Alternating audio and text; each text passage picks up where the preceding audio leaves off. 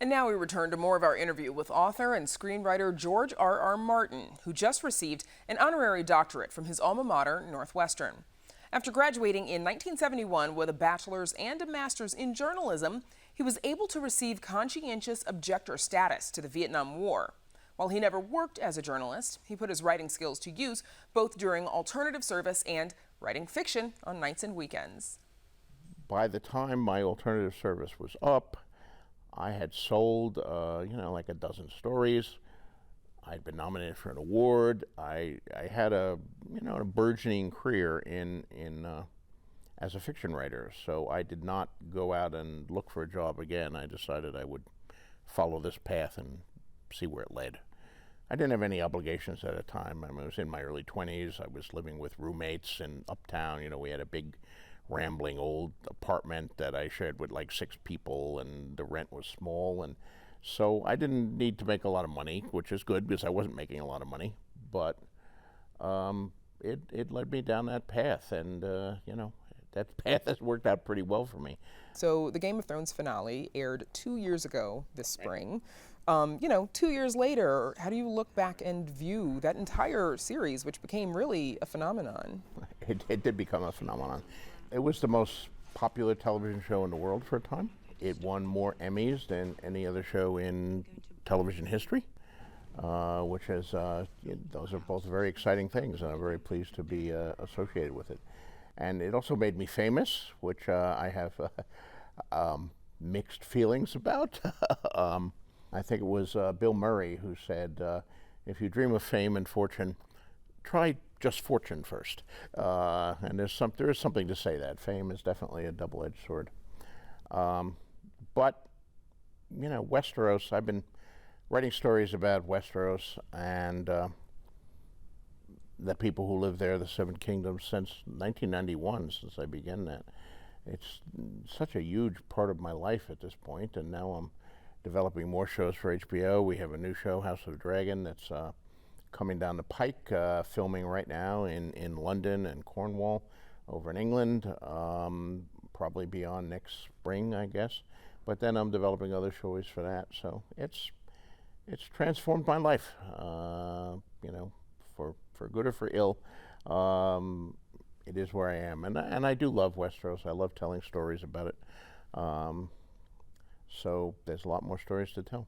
I know that you've recently been a part of developing a video game, and it seems to me like it's sort of a natural fit for a fantasy fiction writer to work on a video game.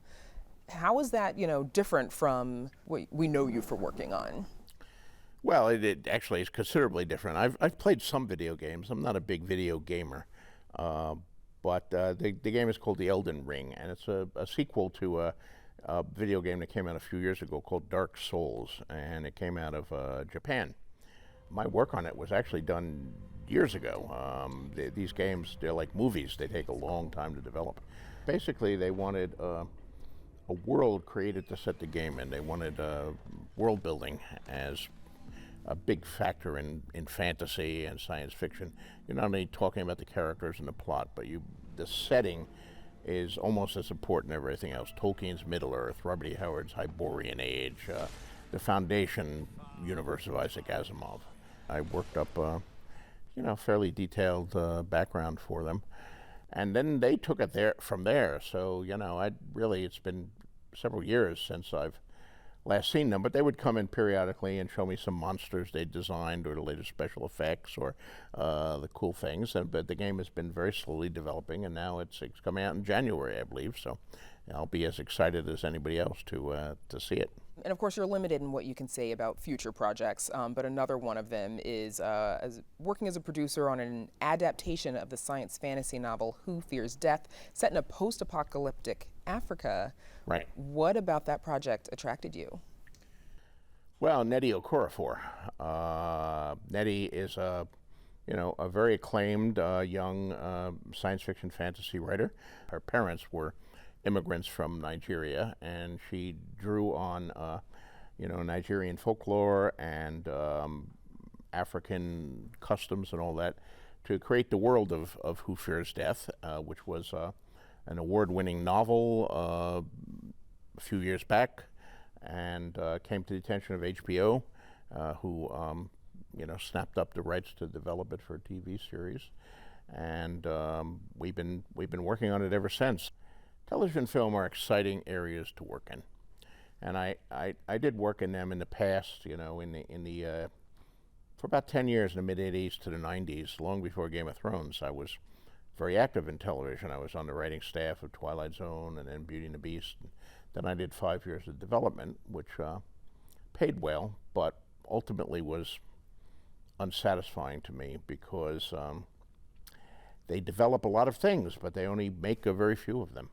And it's very different, at least for my experience in the world of books. I mean, if I write a short story, a novella, a novel, it comes out. They publish it, and it comes out. And if you're lucky and it resonates with the public, millions of people read it all over the world, like Game of Thrones. If it doesn't resonate with the readers, and I've been there too with books that, this book sold 3,000 copies, although some of those 3,000 people maybe really love it. So, but it always comes out. You get your chance here with television. Even no matter how good you are, no matter how great the property is, it's such a crapshoot, if I may say that here, on television. It's like they develop 50 projects, and then they make pilots for 10, and they put 2 on the air. And I went through that for years in the '90s, developing shows, writing movies that I loved, that I put a lot of effort and care and passion into, that for one reason or another never got made. So now, when I'm at a different position in my life and a different position in my industry, I try to use whatever, clout or whatever you want to say I have to get good things like Who Fears Death actually made, and every little bit helps. So maybe if my association can get that one before the camera, I think it would be a great show. I hope in a year or two we'll all be watching it. And before we let you go, of course, you're back on campus to receive an honorary doctorate from your alma mater. What does that mean to you? And would, George R.R. Martin 40, 50 years ago have seen this happen? No. No, I did. Well, I don't know. I didn't think 50 years ago, I didn't think what was going to, I just worried about where it was going to be next year, and could I pay my share of the rent on that uptown apartment I lived in with my 6 roommates. So it's all been very gratifying.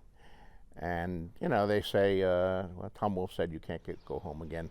It is particularly nice to get an honor like this from Northwestern, where I did go to school, where I attended many classes in this very building, and it does startle me to realize it's been half a century. But still, it's very nice to be back at Northwestern. It's not quite the Northwestern I remembered. It's changed quite a bit since 1971, but there's still enough of it to awaken feelings of nostalgia in me. And if you missed the first part of our interview with George R.R. Martin earlier in the show, you can find the entire thing on our website.